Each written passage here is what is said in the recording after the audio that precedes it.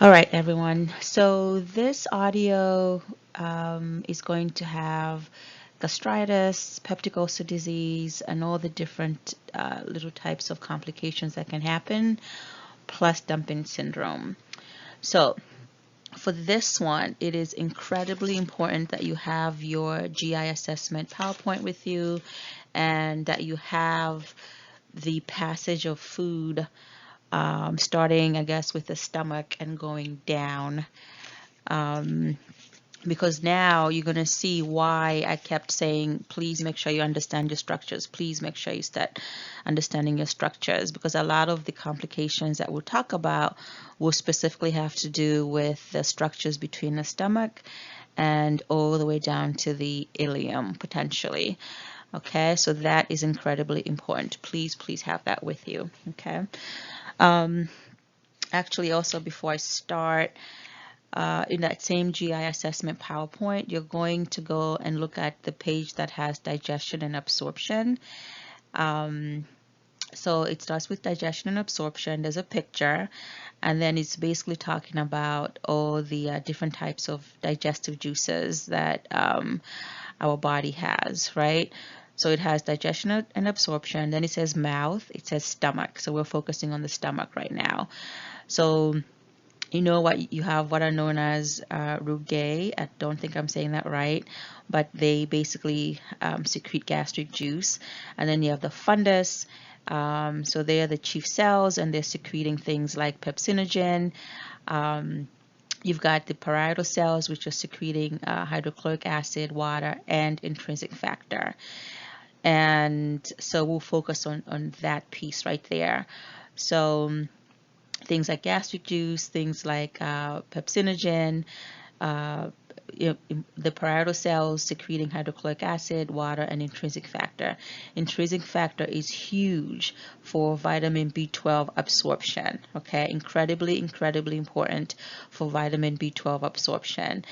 And you guys can tell me what the type of anemia is if you do not have intrinsic factors, or if you don't have vitamin B12, what is the anemia that results from that? Okay, so highly important that you look at that page closely.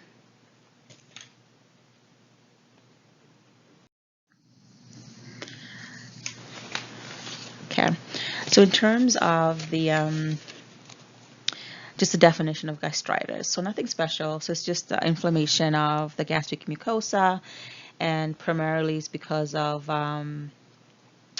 there's a breakdown in the gastric mucosal barrier. So first thing right now, like pretty much throughout this whole slide, we'll be talking about the gastric mucosa in some way and how that's being compromised. All right. So basically, the stomach tissues is unprotected from autodigestion by hydrochloric acid and by pepsin, right? And you know that the pepsin is what is supposed to be breaking down protein, right? So we don't want this pepsin to be breaking down our mucosal barrier, because that's not a good thing, right? So some of the ways that somebody can have gastritis is because now that lining, the mucosal lining, is basically being broken down by either hydrochloric acid or by pepsin. So because of that, you're getting things like tissue edema and disruption of the capillary walls. With that, you're getting things like congested fluid, potentially blood. You're getting loss of plasma into the gastric lumen, and you may be getting some type of ulceration that's going on that can basically lead to things like erosive disease and a possible hemorrhage. All right, but basically gastritis. It's just an inflammation of the gastric mucosa. But why is it being inflamed? Well, because there's a breakdown in the gastric mucosal barrier. What are some of the things that can break down the gastric mucosal barrier? Well, things like hydrochloric acid and things like pepsin.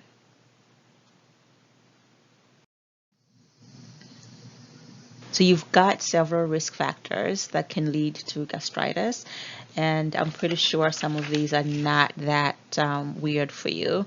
Some of them you're going to be like, yeah, okay, I understand why that is, right? But in general, these are some of the causative agents. So medications, things like aspirin, NSAIDs, digoxin, Fosamax, and steroids. Uh, in terms of diet, things like alcohol and spicy foods. In terms of microorganisms, you're going to see the word H. pylori. So I really want you to hang on to H. pylori because you're going to see it later on in different conditions as well. So this is one of the big culprits, even for some types of ulcers as well. All right. Environmental, so maybe radiation, things like smoking, and then other pathophysiologic conditions include things like burns, renal failure, and sepsis. So we are going to talk about stress ulcers that can happen, and when somebody has had a traumatic event, in particular like burns, because blood is getting shunted once again from your GI system, because now it's a fight or flight response that's happening, right? So the organs that are not that important, blood is going to get shunted from those areas. So when you've had a really traumatic event, like a 75% of your body is burnt off, blood gets shunted, and you end up like with things like gastritis or even things like stress ulcers. All right, so you can see why this could happen. Um, in some cases, gastritis can also happen because the patient has something like an NG tube in place. It's a foreign catheter in your GI tract. It's sitting there. It's uncomfortable. It may be creating edema. These are some of the reasons why we want to take out our NG tubes as quickly as we possibly can, because it's irritating. All right, it's irritating to your mucosal lining. So all of that is a possibility. So this is just a picture of the damaged mucosa. All right, you see how ordinarily, let's see, you see how ordinarily you have all these different layers, right? So you have the serosa, the muscularis, the submucosa, and then the mucosa here provides a barrier to protect the stomach from hydrochloric acid, right? And this is your basically damaged mucosa. Okay. So gastritis is a very common GI problem, and they will describe it as either being acute or being chronic. And what you want to pay attention to are the bigger pieces of why something considered acute and why something considered chronic. And you're going to see that under chronic, so don't make it complicated. Under chronic, you're going to see that it's primarily because of H. pylori is implicated, or there's some type of autoimmune factor that's there, in addition to all the other easy things that cause acute type of gastritis. The only thing that makes chronic unique is that it's long-standing, and then maybe now you have H. pylori being implicated, and maybe you have some other types of autoimmune diseases that are a factor. All right, so if we're looking at just this slide right now, primarily for acute gastritis is usually because of dietary indiscretion. Some of the other things can be medications, alcohol, bioreflux, and even potentially radiation therapy. Ingestion of strong acids or even strong or a lot of alkaline stuff may also cause serious implications. The thing is, you need a balance, as always, right? You need enough hydrochloric acid, just enough, and you need a certain amount of alkalinity as well to create a balance.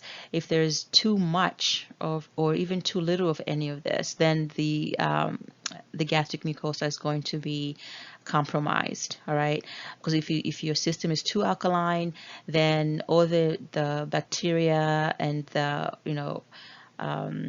let's say you eat something like salad that potentially may have bacteria on it. If your system is too alkaline, then that bacteria festers and can actually create problems for you. Because ordinarily we should be able to kill off the bacteria that's on a salad and nothing happens to us, right? So the main takeaway is that we want things to be nicely balanced accordingly. Enough acid to kill off any bacteria. Enough of the alkaline foods to promote our immune system, but you don't want too much or too little even of anything. You want to balance. Under the chronic, you have the It's considered a prolonged inflammation due to benign or malignant ulcers of the stomach or by things like H. pylori, which I mentioned, and I would like you to hold on to that one. And it can also be associated with autoimmune diseases. In addition, though, it's also things like dietary factors, medications, alcohol, smoking, or chronic reflux of pancreatic secretions or bile. All right. So really the main difference here is now we're seeing things like H. pylori and autoimmune disease, and maybe the reflux of pancreatic secretions of bile. Like those are like the bigger things. As well as the benign or malignant ulcers. But some of the other stuff, like the dietary medications, alcohol, that was very, very much similar under the acute. Okay.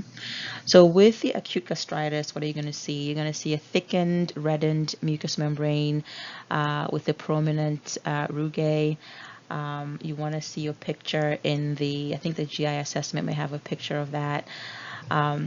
But the main thing you're remembering about acute is that there's possible a complete regeneration and healing.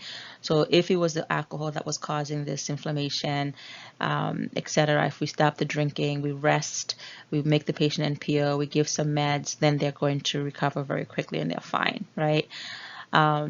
And you're seeing a pattern here with some of these GI conditions where when something is acute, if we kind of treat it very quickly, the patient can actually go back to normal quite quickly. With the chronic gastritis, you're seeing that here now the inflammation is much more diffuse, right? So it's patchy, diffuse inflammation of the mucosal lining, and now you're seeing things like atrophy and mucosal thinning. So for sure, things are getting worse. And the I can't say this word, but the rugae, oh my God, this is so bad. Anyway, those are just the folds, right? So when you look at the picture, you're going to see that there's folds and the lining that's lining your gastric mucosa, basically. All right. So once again, let's make it as easy as possible for us to remember. So if it's acute gastritis, we know that it's self-limiting, it's quick, so a few hours to days and completely self-healing. No big deal, okay? Patient generally recovers in a day. They may have the typical GI manifestations that you may see in anybody. So anorexia, decreased appetite for 2 to 3 days, nausea, vomiting, epigastric tenderness, feelings of fullness, potentially hemorrhage if there's like really severe alcohol abuse. All right, so if patient's drinking heavily, then they come in with an acute gastritis. We stop the drinking, and then we manage the hemorrhaging that's going on. Even that patient in 2 to 3 days should be fine as long as we stop the alcohol abuse that's going on.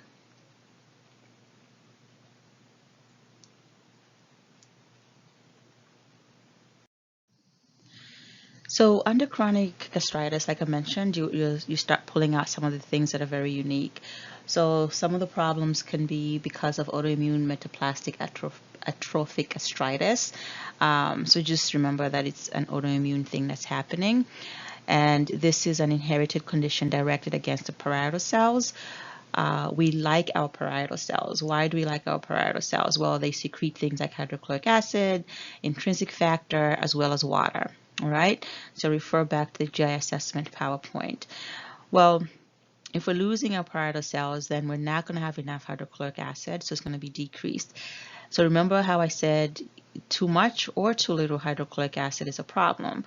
So here, if you have too little hydrochloric acid, you have this thing known as hypochlorhydria, HYPOCHLORHYDRIA.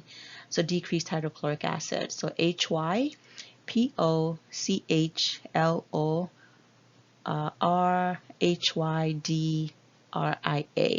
hypochlorhydria. So that's a problem too if there's not enough hydrochloric acid. And this is even a bigger problem in older people that may already have some compromised immune systems. The issue is not enough hydrochloric acid. You're going to end up with things like malabsorption, right? And you're going to end up with things like bacterial overgrowth.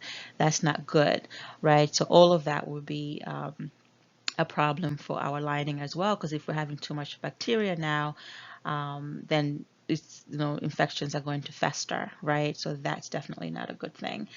And the other pieces of it is that if we don't have enough parietal cells, we're going to have inadequate intrinsic factor, we're going to have vitamin B12 malabsorption, and we're going to have things like pernicious anemia, right? Which I was asking you guys about earlier.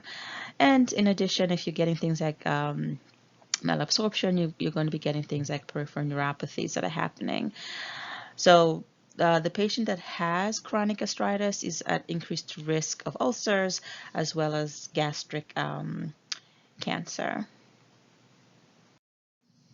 Okay. So H. pylori infection is the most common thing under chronic gastritis, and unfortunately, the H. pylori triggers lymphocyte and neutrophil responses. You're getting this release of inflammatory cytokines. Remember that your cytokines have to do with the regulating your immunity, and dealing with things like inflammation. So once you have that infection, then that triggers that whole inflammatory process going. And then your cytokines have to do with things like interferons, interleukins, and the growth factor, and it's all a part of basically your immune system, all right? So this whole process gets triggered once you have this H. pylori infection, and it's not a good depending on how strong your regular immune system is, it's either going to be resolved pretty quickly or it's not, all right? But once you have the H. pylori infection, you're going to start triggering this whole inflammatory process that's going to start into gear. And so depending on how severe that is, you're going to get things like damage to basically your gastric mucosa. So in terms of your assessment and diagnostic tests for the patient with gastritis, so history of drug and alcohol use. So just remember everything we've talked about before, like that can cause gastritis. They're doing things like an endoscopic examination with a biopsy, right? So that's helpful in terms of looking to see how in terms of trying to see whether or not cancer is present in some of these patients. And then they have other things like the breath, urine, serum stool, gastric tissue to determine H. pylori, CBC to look for any anemia, and serum antibody tests for parietal cells and intrinsic factors. And we'll unpack some of this on the next slide. Okay, so essentially for acute gastritis, we're eliminating the cause. We're implementing all types of supportive care measures, to get rid of the nausea and vomiting. We're going to put the patient in PO, fluids, resting, and we're going to make sure the patient is getting antiemetics. All right. Some of the other treatments, and this is going to be very, very similar to everything else we've talked about under GI guide. So keep carrying NG tube with you. So may need an NG tube insertion. You're going to monitor bleeding if that's the case. You're going to lavage of the precipitating agent from the stomach, basically meaning that you're connecting the NG tube in and then lavaging it out. You're suctioning it out, basically. You're giving things like saline and then pulling, suctioning all of this weird, funky precipitating agents. Let's say your particular patient maybe took a whole bunch of drugs. They wanted to kill themselves, and that's what they decided to do. So we're going to lavage all of those drugs that they took because they caused gastritis, right? To basically clear the stomach, right? So you want to keep the stomach empty and free of noxious stimuli, NPO, and then you advance as tolerated. You're assessing for things like upper GI bleeding, frequent vital signs, and testing any vomiters if they're vomiting to see if there's any blood to assess whether or not your patient is vomiting. So the potential for gastritis to become an emergency is there, especially if there's bleeding. These are some of the medications you may use, and once again, you're paying attention to the ones that we've discussed already. All right, that bismuth, B-I-S-M-U-T-H, some of the brands are Pepto-Bismol, things like kaopectate, and they're treating things like heartburn, upset stomach, and nausea and diarrhea. Okay. So we're focusing on evaluating and finding out what the cause is, basically for both of them. But in particular for chronic gastritis, we're focusing on the stuff that we said we were highlighting. So you know if it's an H. pylori infection, you're giving things like antibiotics. You know if your patient has pernicious anemia now, you're giving things like vitamin B12 supplements, right? In addition, we're looking at all the other things that could have caused the chronic gastritis. So the drinking, the drugs, etc. And we are encouraging non-irritating, small frequent meals and antacids being taken after the patient has taken their meals. Okay, quick review in terms of gastritis. So just looking at the whole history, keeping a food diary, doing an abdominal assessment, all of that is important. In terms of what you may see in your patient, if they have an acute gastritis, they're going to have abdominal discomfort, maybe a headache, lassitude, nausea and vomiting, and they'll be hiccuping. If they have chronic gastritis, they may be having things like epigastric discomfort, anorexia, heartburn after eating, belching, sour taste in the mouth, nausea and vomiting, intolerance of some foods. But for them, the unique feature was the vitamin deficiency due to malabsorption of B12, right? Because we have lost some parietal cells and we do not have intrinsic factor. So gastritis may be associated with achlorhydria, hypochlorhydria, or hyperchlorhydria. So all of this has to do with hydrochloric acid. So maybe the patient doesn't have any hydrochloric acid, or they have too little, or they have too much, because the too much is going to eat up our gastric mucosa lining. So that's definitely not a good thing. And our too little, we said bacteria can fester, and that's definitely not too good either. So they're doing a diagnosing upper GI series like x-rays, endoscopies, or even biopsies. All right, so any of that will be beneficial for our patient.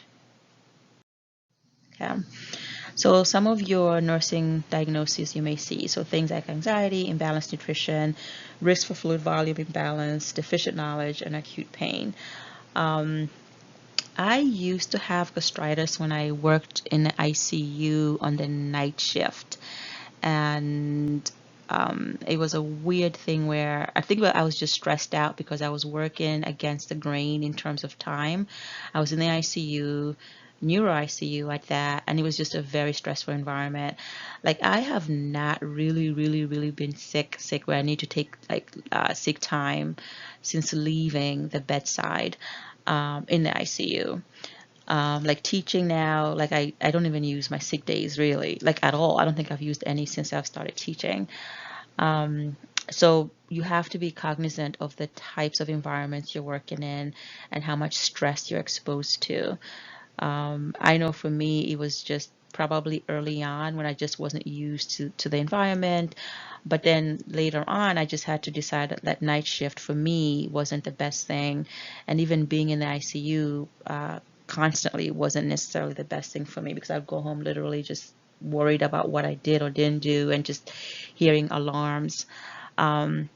So as you start your new jobs, it's great to start working, but you want to kind of pay attention to how you are physically being impacted and maybe find other areas that are not as stressful. And for sure, like nobody knew what was wrong with me. I'll go in the ER and they have no idea what's wrong with me. They would call it gastritis actually. And I would just sit there for like a day and I'd be sent home same day for the most part. So I do remember that experience. So with gastritis, just reducing anxiety, avoiding irritating foods. We've mentioned that already. Adequate intake of nutrients, making sure we have the maintenance of fluid balance. That's huge because usually I was throwing up a lot.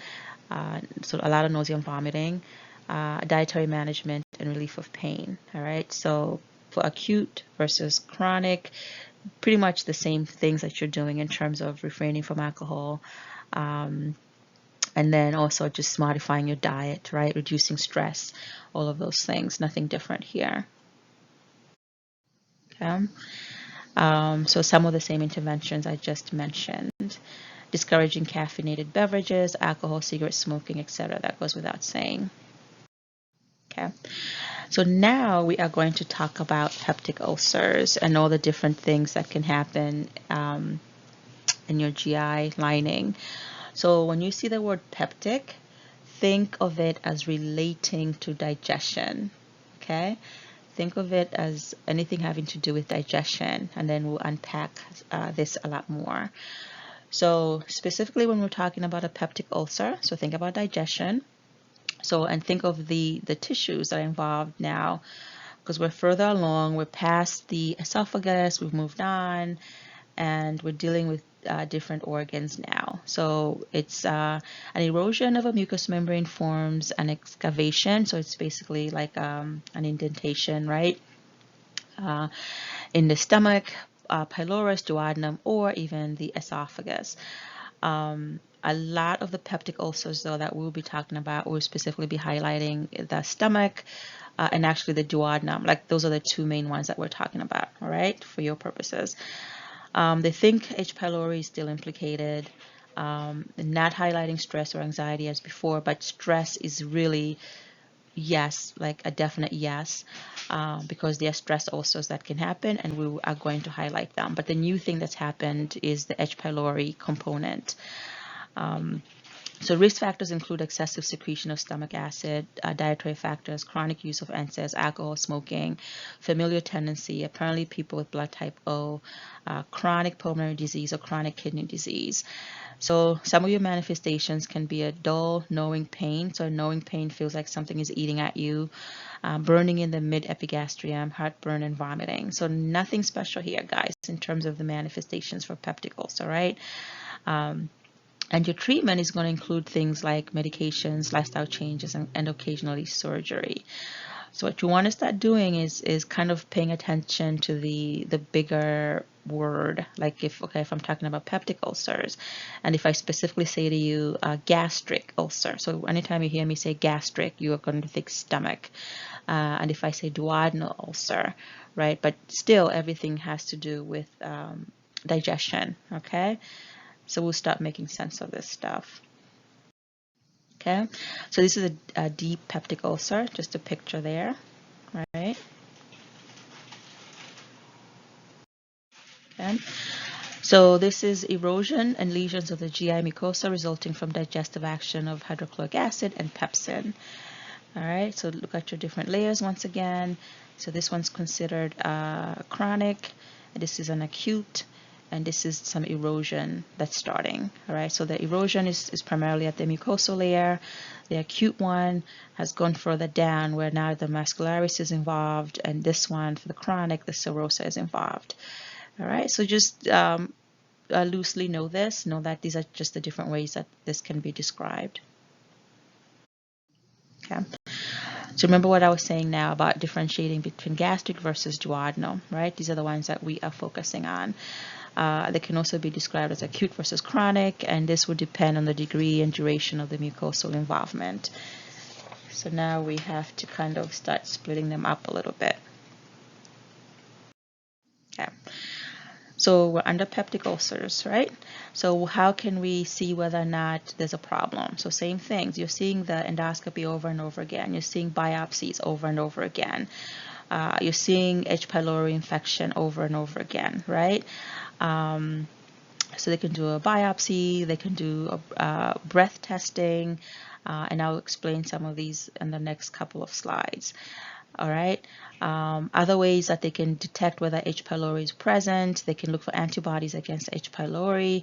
They can do stool antigen testing and urea breath testing, looking at your CBCs, as we mentioned earlier, trying to see whether or not there's anemia, whether there's blood loss, looking at your stool, looking for any blood in your stool, all of that. And then some other types of gastric secretory studies, looking for whether or not the patient has enough hydrochloric acid. All right, because we already said not having hydrochloric acid or too little is a problem, because then the diseases can fester and you can end up with things like malabsorption. The zest we're going to talk about later, but this is a syndrome, so this is very bizarre. It's very odd. It is a disease of the digestive system, and here what happens is the patient ends up with tumors known as gastrinomas, and they basically make gastrin, a lot of gastrin, and then the gastrin makes the whole stomach area very much acidic, and so that's definitely not a good thing. But there's a slide later on that goes a little bit more into zest. Okay.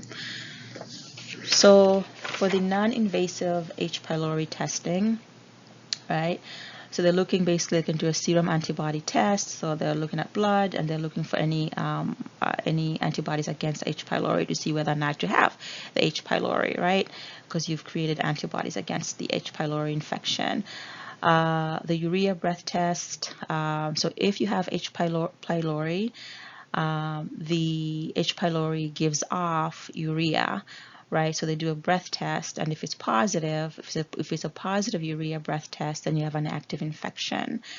So urea is a byproduct of metabolism of H. pylori. So they do a urea breath test, and if it's positive for urea, then you have an active infection. And then they can also do a stool antigen test, but this one is not as accurate. So for your purposes, you want to kind of remember that urea breath testing is out there, as well as the serum antibody testing that they do. Okay. So what is the problem in peptic ulcers? Well, the problem is that we have a very acidic environment. You do not have to remember the pH, but know that we have an acidic environment. And if we have an acidic environment, then we're getting this cellular destruction and inflammation that happens. So we're getting histamine, vasodilation, increased capillary permeability, increased acid, and pepsin secreted, right? Depending on all the risk factors the patient had, then the degree of the ulceration will vary. All right, so this particular slide just has all the possible reasons as to why somebody would end up with an ulcer, right? A peptic ulcer. So acids, bile salts, aspirin, NSAIDs, alcohol, ischemia, H. pylori. Ischemia, maybe the patient has a shock, right? Sepsis, and blood is being shunted from your GI area, right? And now that area is ischemic, right? Whatever. All of these things potentially could lead to a breakdown of the gastric mucosal barrier, right? Then you're getting things like the major ones are destruction of the mucosal cells, increased acid and pepsin release, and then that leads to things like further mucosal erosion and destruction of blood vessels and bleeding, and then you're getting the ulceration. With the diffusion that's happening here with the acid, etc., you're getting things like histamine release, right? Things are spreading basically. So inflammatory response, the usual culprits are kicking into gear. And now you're getting things like vasodilation, increased capillary permeability, loss of plasma proteins into the gastric lumen. And then, yeah, potentially you're getting things like mucosal edema, because anytime you're losing protein, wherever the protein is going to be pulling fluid with it. So you're going to be getting all these types of weird things that are going on. Okay, so what are the different things that can destroy the mucosal barriers? So I'm not going to belabor the point because we've discussed them already, but once again we've mentioned things like H. pylori. All right, we've discussed the fact that aspirin and NSAIDs, right, could be a problem. So they're causing abnormal permeability and loss of the protective barrier. All right, we've mentioned steroids already, right? They decrease the rate of mucosal cell renewal. Things like anticoagulants, and then maybe some other things we may not be as familiar with, things like certain medications like Prozac, right? All of these can be culprits. We've mentioned the lifestyle things that could be issues. So alcohol, coffee, psychological distress, smoking, and spicy foods. So the interesting one here is psychological distress. Maybe we can talk about why that would be. But once again, it's stress at the end of the day. So that could be the reason, because that's stress, really. Okay. So now you need to kind of start paying attention to, okay, what kind of ulcer is it? Is it a gastric ulcer or is it a duodenal? All right. So remember your anatomy once again. So is it a gastric ulcer or is it a duodenal ulcer? So for this one, for the gastric ulcers, right? For the reasons why the patient is getting gastric ulcer pain, the main piece I want you to be paying attention to is that there's delayed gastric emptying at the pyloric sphincter. All right. So remember the pylorus where it is, right? So there's delayed gastric emptying at the pyloric sphincter, right? So stuff is just sitting there. Stuff is supposed to be going forward, moving on into the duodenum, is coming from the stomach, and it's being delayed.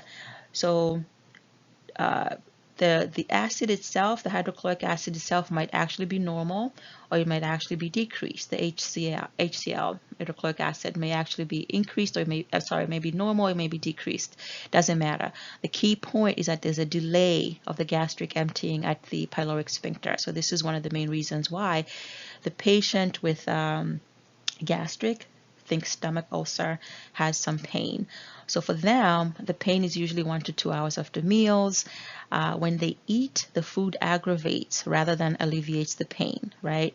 So the patient complains that they experience abdominal pain with food intake because there's a whole bunch of food there already that's not moving forward. So the more food you're eating, it is not helping. So the food is aggravating this situation. You don't have to memorize the percentages of the pain and when it's happening. Okay. For the duodenal ulcer pain, why is the patient getting duodenal pain? So now we're in the duodenum, all right? So for this one, primarily it's because of increased gastric acid secretion. So there's a lot of gastric acid secretion because now the food's supposed to be even further digested, broken down, etc. So this one happens 2 to 3 hours after meals, and when they actually have food, when they actually eat, the food buffers the acid going into their duodenum. So, and they also get some relief after eating or after an antacid. All right, so I do need you to be able to differentiate between the stomach pain when it happens versus when the duodenal ulcer pain is happening. And once again, you do not need to memorize the percentages of the pain at night. All right. So duodenal ulcer pain primarily because of increased gastric acid secretion. If they eat something, they actually feel better, and it happens 2 to 3 hours after meals because of eating, and now the gastric acid is being built up, right? Because it wants to digest everything that's there. All right. So those are some of the main differences. For both of them, you may see things like pyrosis, which is heartburn, vomiting, if there's a gastric obstruction due to spasm of the pylorus, or mechanical obstruction from scarring of or acute swelling of the inflamed mucous membranes, things like constipation, diarrhea, and bleeding. So for both of them, you're going to see all these other different things, but I do just want you to focus on just the initial things I told you about. So here, the stuff here, and the stuff on the previous slide. Okay, so this was the funky weird thing I mentioned earlier. There's a thing known as a Zollinger-Ellison syndrome. So this is suspected when a patient has several peptic ulcers or an ulcer that is resistant to standard medical therapy. So with this one, they're getting hypersecretion of gastric juice. And what's happening is they're getting basically the gastrinomas that are happening. So hypersecretion of gastric juice, they're getting duodenal ulcers, and they're getting gastrinomas, which are tumors in the pancreas. All right. With them, they're going to be seeing things like diarrhea and steatorrhea, which we've talked about already under liver cirrhosis.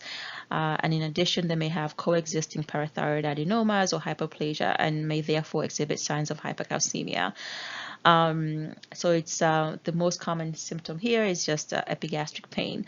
For your purposes, guys, just know that this is a weird thing. It's a syndrome for a reason. Anytime you're seeing the word syndrome, it means it's a bizarre thing happening. So just know that it's just somebody that has several peptic ulcers or a type of ulcer that's not being healing due to standard medical therapy. So they'll assess the patient and they'll find out whether or not this term is true for them. But one of the unique features is the gastrinomas, the cancers that are happening here, okay, that are basically causing more problems. You're getting a lot of gastrin, and it's causing a lot of ulcerations, okay. So other weird things that can happen in terms of ulcer. So this is the one I was talking about. So stress ulcers. So with this one, you're getting mucosal ulceration of the duodenal or gastric area. So it's either the duodenum or the gastric area. It doesn't matter. I haven't said anything special at all. You're just getting ulceration right now, but it's because of a stress, right? Well, what kinds of stress? Well, it could be a burn, and I've already explained why that could be in terms of blood shunting, shock, severe sepsis, multiple organ traumas. Because in any type of stressful situation, like a multiple organ trauma, all the blood is being shunted. The stomach eating, like I mentioned the other day, is not the most important thing right now. We want to save this patient, right? So some of these organs are going to become ischemic, right? The thing with severe sepsis is that there's an infection there, and the patient is in shock even, right? So that's a stress as well. So obviously, the patients that are going to be impacted are the ones that are usually critically ill. So ventilator-dependent patients are the ones that may be implicated. So after trauma, after surgery, etc., is when you're going to be seeing some of these weird things. And the idea is once the problem is fixed, so once the sepsis is gone, once the shock is fixed, once the burns fixed, the stress also disappears. The patient is back to normal and they're fine. Okay, so you fix whatever the issue is, and then the patient's going to be okay. So once again, endoscopy, you're seeing this over and over again, is what's going to show the erosions. And so about 24 hours in, they're going to start seeing erosions, right? For sure, by 72 hours, they're going to be seeing a lot more of the same erosions. And that's why we want to catch this as quickly as we possibly can. So it starts manifesting in as quickly as 24 hours, just because of all the ischemia that may be happening. All right. So once the situation is fixed, like I said, the patient should be fine. Okay. So now we're talking about some of the other complications that can happen when somebody has an ulcer, right? So we're still talking about peptic ulcer disease and some of the things we can find in the digestive tract as being a problem. So for sure, you can get things like upper GI bleeding, you can get things like perforations, you can get things like gastric outlet obstructions. So once again, don't make this complicated. You know what a bleed is. All we're saying now is that it's an upper GI bleed, right? So we're looking to see, okay, where is this bleeding happening? Is it, in the esophagus? Where is it? It's an upper GI bleed. All right, so a lot of different reasons why somebody can end up with a bleeding. So we've talked about gastritis already, right? We have talked about the fact that, when you're looking for blood, it's either going to be in your vomit or it's going to be in your stool, right? So the vomited blood can be bright red, or it can have a dark coffee ground appearance, right? So that's just the way that this blood is going to show up, and the color is going to change depending on how much oxidation or how much breakdown has happened of the hemoglobin, right? So vomited blood can be bright red, or it can have a dark coffee ground appearance. If the hemorrhage is huge, like 2,000 to 3,000 milliliters, that's a lot of fluid. Like, how much fluid do you drink in a day, right? We say 8 cups. 8 cups, 8 times what? 240 is whatever number. So you guys do the math. That's how much fluid we are drinking in a day. So 8 times 240, or if you're using that range, or 8 times 250 for a cup, if you're using that range, what's the total for that? Think of that. So this is like pretty much almost the amount of water that we're drinking in a day. So if you have this much blood, obviously it needs to go somewhere. So you're going to vomit it out because it's way too much, right? So you're going to be vomiting like crazy. So you're going to be needing things like immediate correction of a blood loss, may be required to prevent hemorrhagic shock, and that makes sense. When the hemorrhage is small, much or all of the blood is passed in the stool. So the patient's going to poop all of that out, and this is where your stool is going to look tarry, right? It's going to look black because of the digested hemoglobin. So basically, the treatment will depend on whether it's a little bit of blood or if it's a whole bunch of blood that the patient is hemorrhaging. Okay, so this is literally just taking care of a patient who's having a hemorrhage. Nothing special here. Looking for fainting, dizziness, nausea, things like tachycardia, hypotension, tachypnea, monitoring your labs, looking at the stool, looking at the urinary output. Here, the urinary output becomes paramount because this will let us know whether or not the patient is getting perfusion. So you're looking for things like anuria, oliguria. We're really concerned about anything less than 30 mLs an hour. Although in some cases the doctor, just to be on the cautious side, may even say, hey, if the patient normally was putting out like 70 mLs an hour and now they're down even to 40, like please let me know, right? So here, like a decreasing urinary output for a patient who's had a hemorrhage is pretty significant. So you want to really monitor the patient very, very, very, very closely. If you're lucky, the bleeding will stop by itself, and that's an ideal situation. But that's not true for everybody. All right, so treatment, guys, you know some of this stuff already, so try to make everything tie in, all right? So this is somebody hemorrhaging or bleeding. So endoscopy for sure, so that we can find out exactly where the bleeding is coming from. And once we're in there, we're going to try to do some other stuff. Can we give medications? So we can give things like epinephrine or even alcohol to inject the site. So epinephrine is a vasoconstrictor, so that's going to help stop the bleeding. Alcohol is going to help to dry it up. We can cauterize the site, and cauterize is basically just burning it off with medications. We can clip the ulcer if that's something that's going to work. We can do arteriography with embolization. And anytime you see embolization being used, all they're doing is they're introducing basically blood clots to the area to occlude the bleeding vessel and to make it stop the bleeding. All right, so they're using blood clots there. So if none of that is working, then we're going to need to do surgery. All right. So the ulcer is removed, bleeding vessels are cut off, but we can also do things like vagotomies, pyloroplasty, gastrectomies, all of that aimed at controlling the underlying cause of the ulcer. For the patients that where surgery is not going to be the main go-to for them, we can do the selective embolization, which I was talking about earlier. So injecting emboli of autologous blood, so the patient's on clots, into the area to stop the bleeding. They can also use this gel foam. It's a sponge basically that they can put in there as well to stop some of the bleeding. So we have a whole bunch of different things that we can try. Okay. If a patient is in shock, same things are aftershock. You've done 313, so I know you know this already. So IV line insertion, fluid resuscitation, giving blood if needed, NG tube if we need to put that in. We're assessing the blood, trying to see if it's fresh blood or if it's coffee ground material.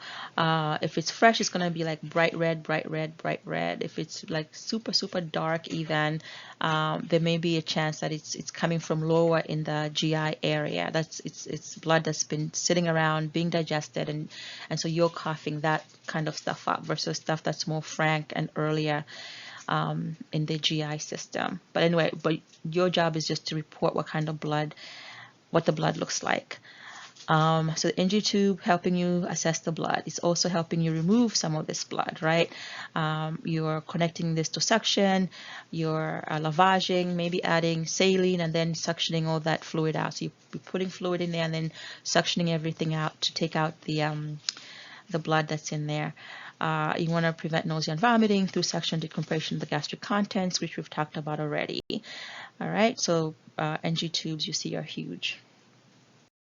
Okay, so a perforation. So now we're just talking about, okay, with that ulcer that's happened, potentially now this ulcer is going to start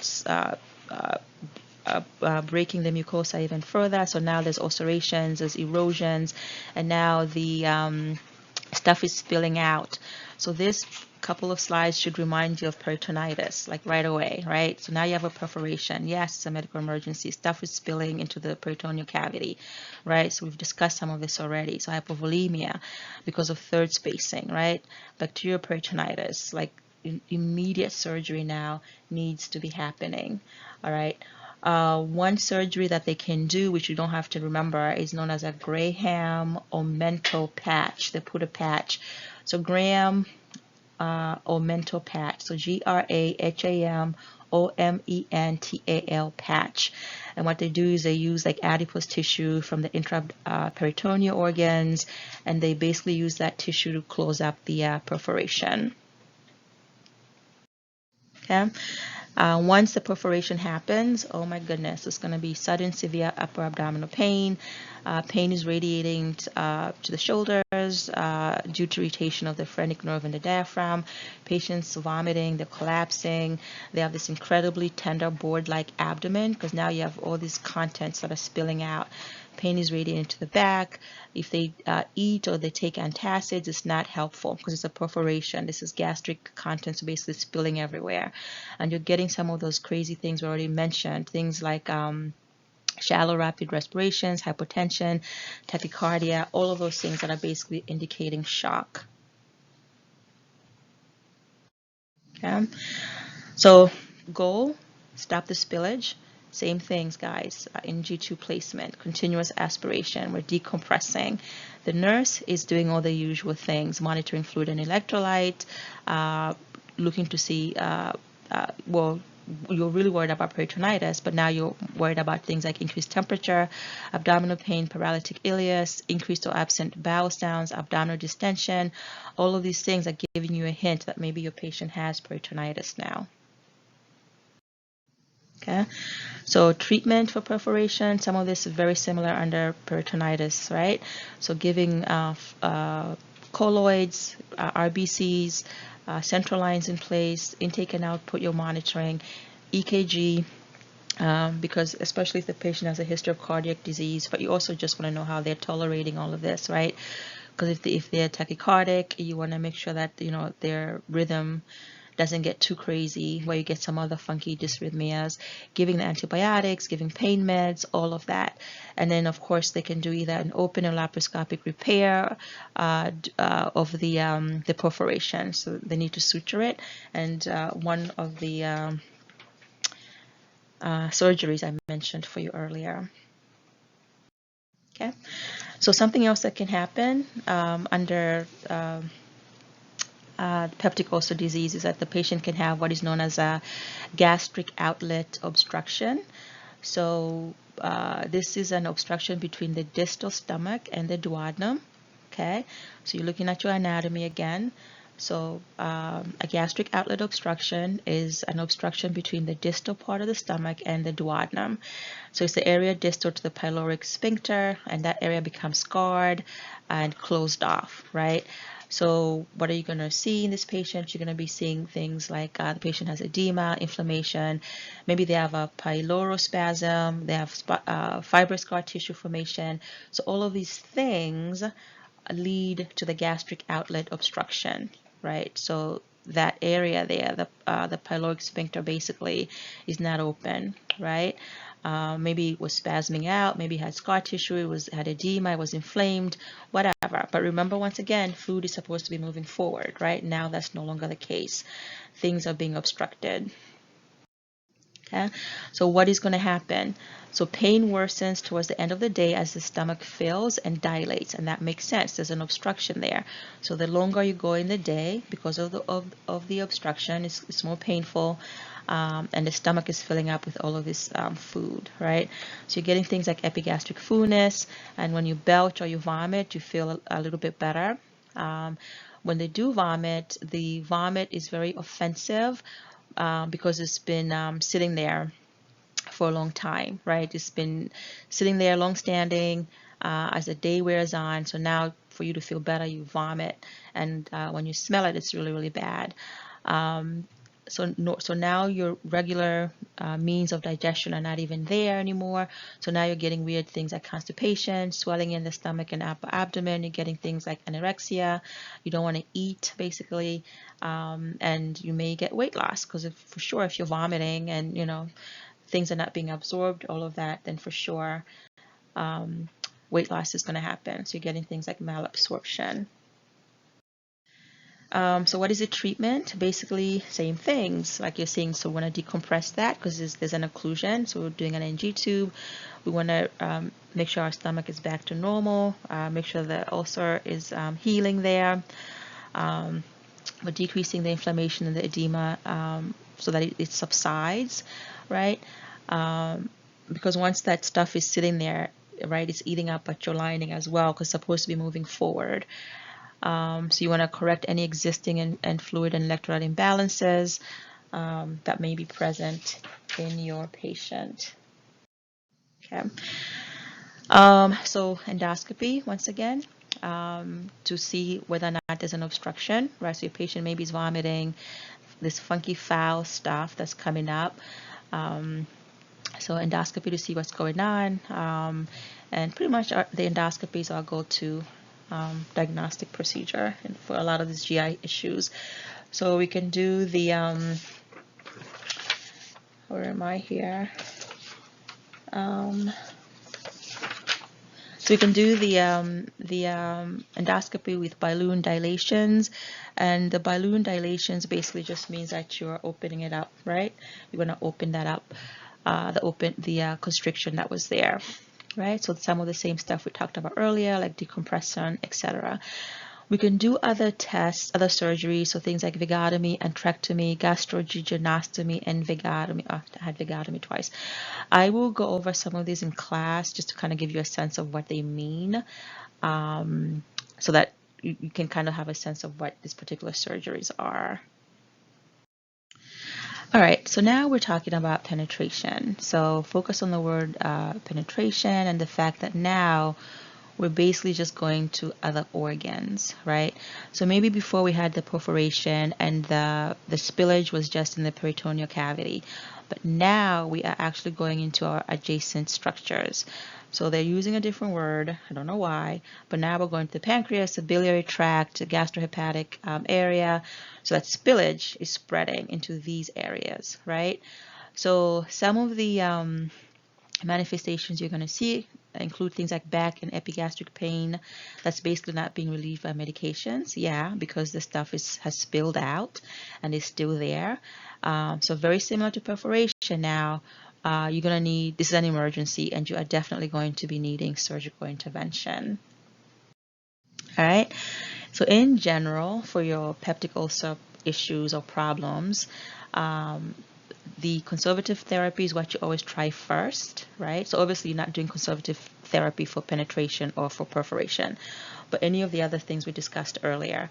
So you're doing things like adequate rest, dietary modifications, eliminating smoking and alcohol, and then basically stress management and following up on the patient. Those are the lighter things that you're doing.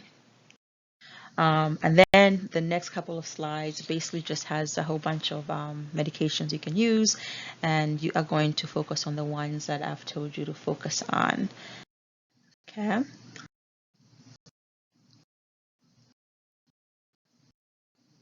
Okay. The nutritional therapy at this point, guys, it's no caffeine, no alcohol, no spicy, no peppers. They said here no broth, like meat extract, I guess, because I don't know, it may be irritating to some people.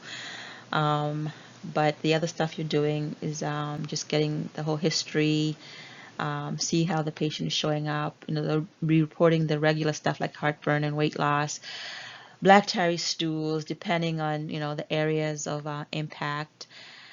But the common GI things, nausea, vomiting, heartburn, always for sure happening under this particular topic. All right. In some of the earlier management, we've discussed all of this already, like the acute interventions. There's nothing weird here, okay, guys? We are not giving sedatives. That's probably the only new thing because we don't want it to mask the symptoms of shock, all right? So this is just different ways that we're going to manage the patient. Patient teaching. So just, tell them what can exacerbate it, what can cause it, and you're highlighting all the lifestyle changes that the patient needs to be aware of. Okay? So same things. So surgical therapy only if it applies, not as common unless it's an emergency, right? A lot of the ulcers, they will give medications and change lifestyles, change diet, and the patients are fine. But if we do have complications, like we mentioned, like things like perforations and penetration, or gastric outlet obstructions, then for sure we're going to be needing some types of surgery. So we're also worried about gastric cancer, of course, if there's things like H. pylori involved in the patient, right? So if they have long-standing ulcers that are not being treated, those are can predispose you to having things like gastric cancer. So these are the different types of surgeries. So we're going to talk about Billroth 1 and Billroth 2. I'll do that in class. But for both of them, you're basically, it's a different amount of stomach that you're taking out. So Billroth 1 in general is 50 to 75% of the stomach is being removed, and then they're connecting everything to the duodenum here. And here it's 50% of the stomach is being removed, and then same thing, they're connecting here to the jejunum. So the issue with these surgical therapies that they do is that if you're removing any part of the stomach lining, so remember your anatomy and physiology, so now you're bypassing stuff, right? You're bypassing either the, you're connecting the stomach directly to the duodenum, or you're connecting the stomach directly to the jejunum, and you're taking out some tissue, right, of the stomach. Now, when the patient eats, there is the potential that they're going to have dumping syndrome, meaning that the food is going too fast, is going quickly to the area that you've connected the upper part of the stomach to, right? So that becomes an issue. It's almost like when people have gastric bypass surgery, similar to that. So that's a good reference point, all right, where they're cutting off parts of your stomach. So dumping syndrome is the main thing because we've taken off a large portion of the stomach and the pyloric sphincter. So now that control is no longer there. So the ability of the stomach to control the amount of the gastric chyme moving forward is basically not there anymore, right? So now you're getting this large bolus of hypertonic fluid enters the intestines. So anytime you're getting a large bolus of a hypertonic anything, wherever it goes, it's going to be pulling fluid with it, right? So that actually decreases the plasma volume. So you're getting a large bolus of hypertonic fluid enters the intestines, and that's decreasing your plasma volume. So you're getting things like bowel distension, and you're getting this rapid intestinal transit time. So it's too fast, right? So we have to do things to make sure that the transition is not as fast. Okay, so when does dumping syndrome normally happen? So onset is anywhere from 15 to 30 minutes after eating. And what will the patient report? They'll say that they feel like weak, they're sweating, they're maybe getting palpitations, they're feeling dizzy because of the hypovolemia that happened, because of that hypertonic bolus dump that happened. They may complain of abdominal cramping. You're going to get these hyperactive bowel sounds. They're going to get this immediate or very urgent urge to defecate. So ideally, after the patient has had the surgery, this can resolve in about months to a year. Like it gets better, at least the symptoms anyway are supposed to get better. But there's certain things we can do to make sure that the patient is not getting the dumping syndrome. So what can we do? So small dry feedings, eating things like low carb and restricting refined sugars, just a moderate amount of proteins and fats, fluids between meals, not with meals. So you want to pay attention to that. And then rest period after 30 minutes after the meals. Okay, so these are some of the things that we can do to make sure that that's not an issue. All right, so if the patient did have surgery, whether it was Billroth 1, Billroth 2, doesn't matter.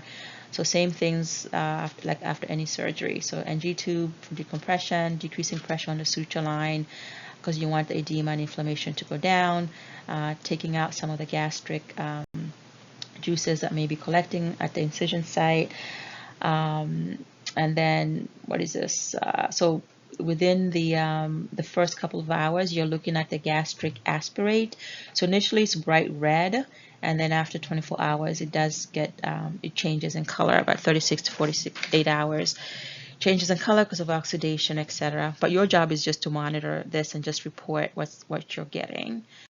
And then the usual things about the NG tube that you're probably tired of hearing me say, but you don't want any fluids accumulating, right, at the area where they've connected the two organs now, the stitching, right?